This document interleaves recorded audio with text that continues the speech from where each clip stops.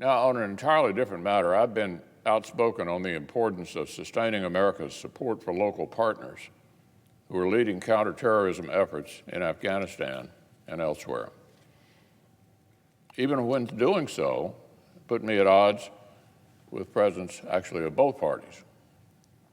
When the previous administration considered precipitous withdrawals from Afghanistan and Syria, I sponsored a bipartisan amendment warning that doing so could, quote, allow terrorists to regroup to the detriment of the United States interests and those of our allies. Dozens of Senate Democrats joined the measure at that point. And last year, the Congress overrode veto threats and put explicit restrictions and reporting requirements on forced drawdowns in the annual Defense Authorization Act. I and others voted to override the veto of a Republican president.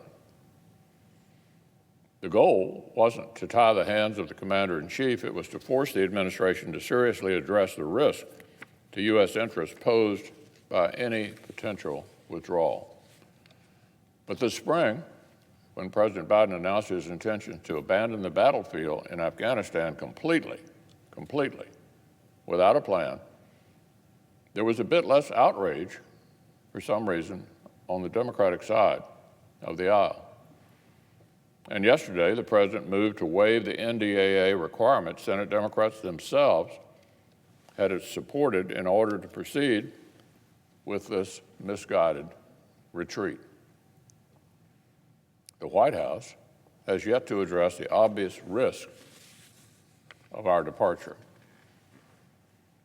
that the Taliban will regain control, al-Qaeda will return to strength, and the people of Afghanistan, particularly women and girls, will suffer. We don't have to wait long for these fears to prove prescient.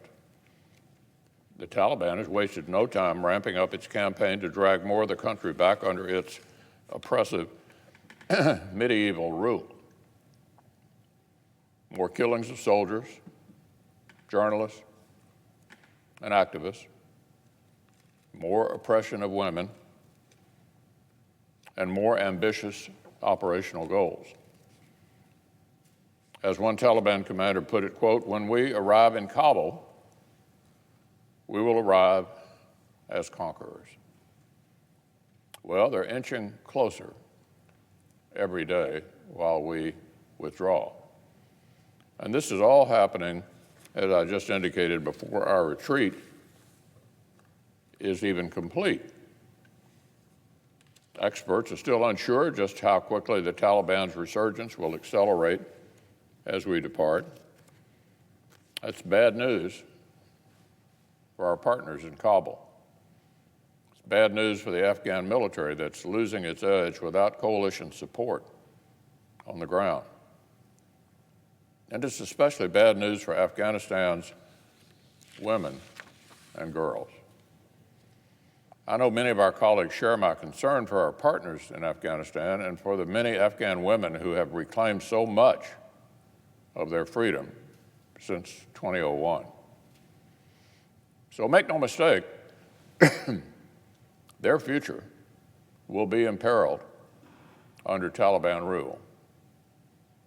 Rhetorical support for Senate resolutions and hollow promises of assistance from afar might ease our consciences somewhat, but they cannot take the place of coalition forces in supporting our partners and vulnerable populations in Afghanistan. That won't prevent the resurgence of al-Qaeda, with whom a recent United Nations report found Taliban militants, quote, show no indication of breaking ties, end quote. So where's the plan? Where's the plan to deal with these challenges as we abandon our partners and leave them to the Taliban? How does the administration intend to combat terror or support Afghan forces if we're hundreds of miles away? How does it intend to counter the negative influence of Russia, China, Pakistan, Iran, and others who might see our departure as a massive opportunity?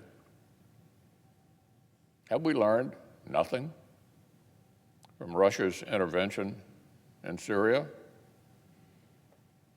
So later this week, President Biden will meet in person with leaders of our NATO allies, many of whom have expressed concerns about the risk of a precipitous withdrawal from Afghanistan.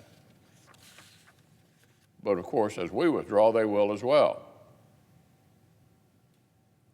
Because without us, there won't be a NATO presence in Afghanistan.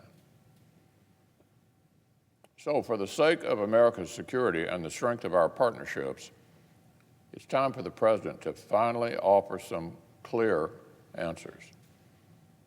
To advance our shared interest in combating terrorists who still mean us harm, and to restore faith in our resolve to finish things that we start.